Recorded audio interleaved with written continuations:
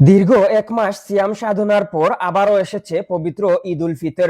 প্রতি বছরের মতো এবারও সিলেটে ঈদের নামাজের প্রধান জামাত নগরীর শাহী ঈদগাহ ময়দানে অনুষ্ঠিত হবে।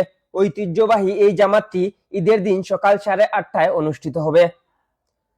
উক্ত জামাতে বাণিজ্য, শিল্প এবং বস্ত্র ও পাট মন্ত্রী খন্দকার আব্দুল মুক্তাদির, প্রবাসী কল্যাণ ও বৈদেশিক কর্মসংস্থান মন্ত্রী আরিফুল হক চৌধুরী, সিলেট সিটি কর্পোরেশনের প্রশাসক আব্দুল কাইয়ুম চৌধুরী সহ সরকারি বেসরকারি অনেক উচ্চপদস্থ কর্মকর্তারা ঈদের নামাজ আদায় করবেন নগরীর শাহী ঈদগাহ ময়দানে।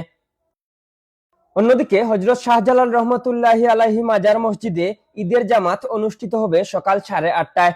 বন্দরবাজারের কুদরত উল্লাহ জামে মসজিদে ঈদের 3টি জামাত অনুষ্ঠিত হবে। সকাল 7টা, 8টা এবং 9টায় 3টি জামাত অনুষ্ঠিত হবে। হযরত শাহপরান রহমতুল্লাহি আলাইহি মাজার মসজিদে ঈদের জামাত অনুষ্ঠিত হবে সকাল 8টায়।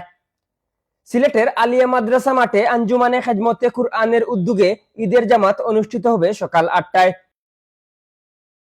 ঈদের জামাতকে কেন্দ্র করে নিচ্ছিদ্র নিরাপত্তায় ঢাকা হয়েছে শাহী ঈদগাহ এলাকা। ঈদগাহ ময়দান পরিদর্শনে এসে সিলেট সিটি কর্পোরেশনের প্রশাসক আব্দুল কাইয়ুম চৌধুরী বলেন, এই জামাতকে কেন্দ্র করে নিশ্ছিদ্র নিরাপত্তা বেষ্টনীর মধ্যে থাকবে আইনশৃঙ্খলা বাহিনী, বিশেষ করে সিলেট মেট্রোপলিটন পুলিশ এবং র্যাপিড অ্যাকশন ব্যাটালিয়ন সহ বিভিন্ন আইনশৃঙ্খলা রক্ষাকারী বাহিনীরা থাকবে। যারা ঈদের জামাত পড়তে আসবেন তারা আমাদেরকে সহযোগিতা করবেন। সিটি কর্পোরেশনের স্টাফরা বিভিন্নভাবে নিয়োজিত থাকবে।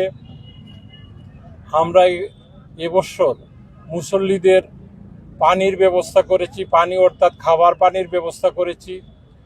আমরা এই ঈদগাহে প্রাথমিক চিকিৎসা কেন্দ্র অন্তত 3টি চালু থাকবে। অনেক সময় অনেক বয়স্ক মুসল্লি আসলে অসুস্থ হতে পারেন, এই জন্য আমরা সেই প্রাথমিক চিকিৎসা কেন্দ্র স্থাপন করব এবং সুশৃঙ্খলভাবে আমাদের এই ঈদের জামাত আমরা এখানে উদযাপন করব।